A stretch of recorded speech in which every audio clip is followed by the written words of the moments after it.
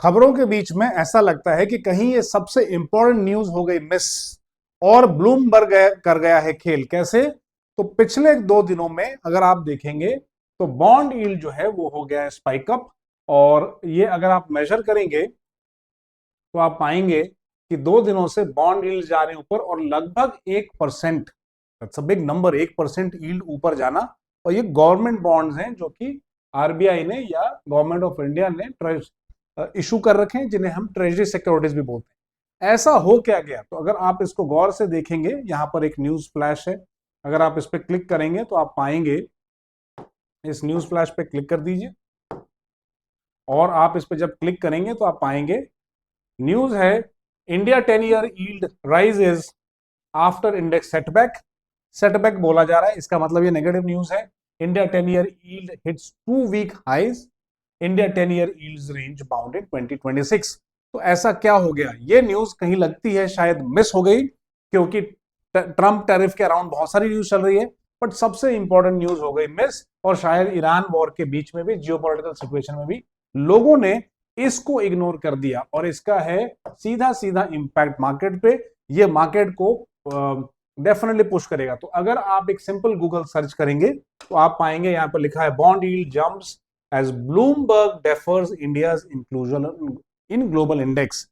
क्या रीजन दिया भाई साहब ने, इसको जरा समझने की कोशिश करते हैं। तो Bloomberg index services defers Indian including Indian bonds in global index, Indian bond slip as Bloomberg defers global index inclusion. Bloomberg, Reuters और मिंट की ये न्यूज। बट ऐसा हो क्या गया कि इंडियन जो ट्रेजरीज हैं या बॉन्ड्स हैं गवर्नमेंट इशूड, वो इंक्लूड ही नहीं हुए ब्लूमबर्ग इंडेक्स में। ऐसी क्या गलती हो गई? रीजन क्या है, आइए इसको देखते हैं। और रीजन दिया गया है बहुत ही इंटरेस्टिंग रीजन है। अच्छा, इसे हुआ क्या है?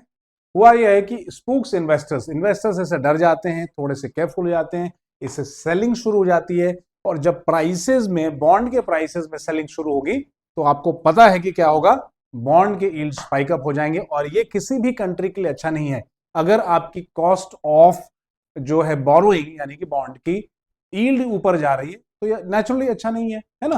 बट इसका रीजन क्या है, आइए थोड़ा समझने की कोशिश करते हैं कि भाई इसका रीजन है क्या। इसका कुछ तो रीजन होगा, ठीक है। और इन्वेस्टर्स सब वेट कर रहे थे, तो एक आइए हम छोटी सी मिंट की न्यूज देख लेते हैं यहां पे। और मिंट ने इसको कहा है कि traders had been expected India's entry into this index this week, but ऐसा हुआ नहीं, है ना। A move that was expected to attract foreign investors of 20 to 25 billion into government debt, एक बहुत बड़ा अमाउंट, जिससे कि कॉस्ट ऑफ फाइनेंसिंग होगी लो। और मैंने आपको पहले भी बताया है कि गवर्नमेंट ऑफ इंडिया चाहती है कि इंटरेस्ट रेट कम हो जाए और चाइना के इंटरेस्ट रेट 6% के आसपास आ जाए, ठीक। इसी कारण जापानीज फंड्स इंडिया में आ रहे हैं।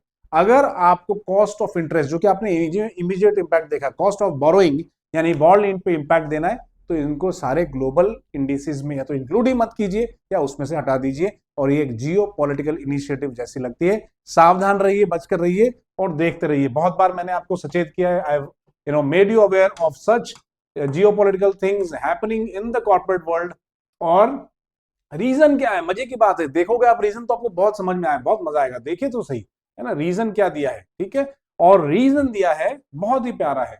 A number of respondents highlighted important operational and market infrastructure conditions, जहां पर 5-10 हजार करोड़ के इंफ्रा बॉन्ड्स, एनएचएआई के इंफ्रा बॉन्ड्स ऐसे चुटकी में बिक जाते हैं। और ये स्टेटमेंट है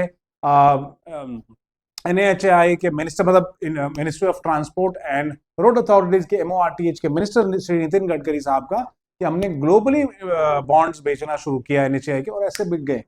और वहां पर सिर्फ 20-25 बिलियन डॉलर आने वाले थे, उसको रोक दिया आपने बॉन्ड इंक्लूजन हटाकर। यहां से गंदगी शुरू होती है ब्लूमबर्ग की। ध्यान रखिए, ये सब इंडिया को टारगेट कर रहे हैं ताकि इंडिया में कॉस्ट ऑफ बोरोइंग कभी कम नहीं हो।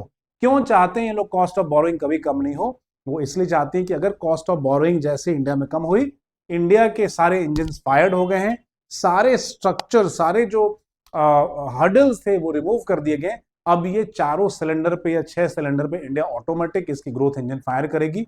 इसको रोकने के लिए आप क्या कर सकते हो, सबसे पहले आप इंपैक्ट कर सकते हो उसके बॉन्ड यील्ड को। ये गंदगी है, ये न्यूज मिस हो गई, ध्यान रहिए। और ब्लूमबर्ग के टर्मिनल को आप कितना पे करते हो, 2 लाख रुपए महीने। ये कॉलेजेस में, स्कूल्स में, इंस्टीट्यूशंस में, रेटिंग एजेंसीज में बहुत तरीके से यूज होते हैं। किसके पीछे इसका हाथ है, कौन है, एक बहुत बड़ा क्वेश्चन मार्क, और इस पे हमें देखने की जरूरत। आई एम श्योर कि गवर्नमेंट अथॉरिटीज भी इस पे कंसर्न होंगी और ये सब के लिए एक चिंता का विषय है। ध्यान रखना है हमें और समझदार होना है।